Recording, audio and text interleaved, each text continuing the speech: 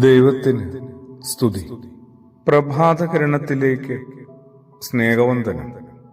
ഭാഗം 2158.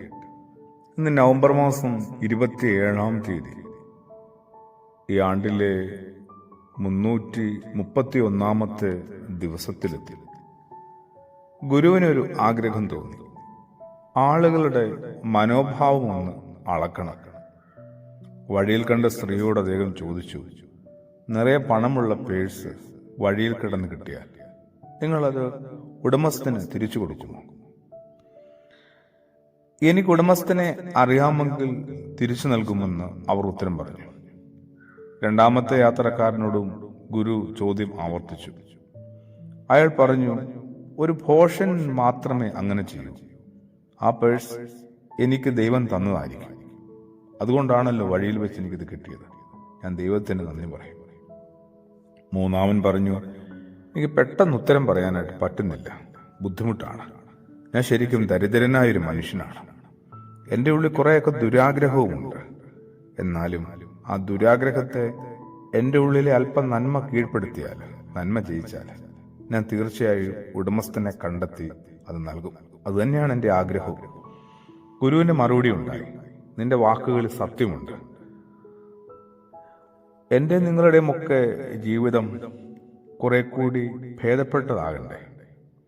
അല്ലേ? ആർക്കാണ് കുറവുകളോ നഷ്ടങ്ങളോ ഇല്ലാതെയും വരാതെയും ജീവിക്കാൻ കഴിയുക?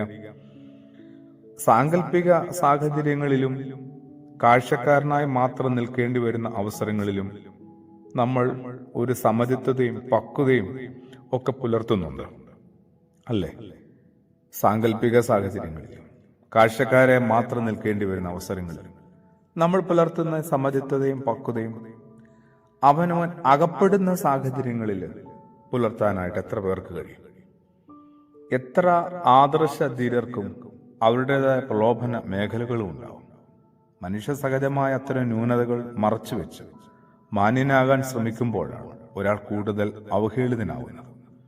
ഒരു കുറവുമില്ലാത്തവരെ അല്ല, കുറവുകൾ അംഗീകരിച്ചുകൊണ്ട് ജീവിക്കുന്നവരെയാണ് ആളുകൾ സത്യത്തിൽ ഇഷ്ടപ്പെടുക. ഏറ്റവും നന്നായി പ്രതികരിക്കും എന്ന നിബന്ധനയോടുകൂടി, നിർബന്ധ ബുദ്ധിയോടുകൂടി പ്രവർത്തിക്കുന്നവരുടെ പാദങ്ങൾ ഇടറാൻ ചെറിയൊരു പാകപ്പിഴ മാത്രം മതി.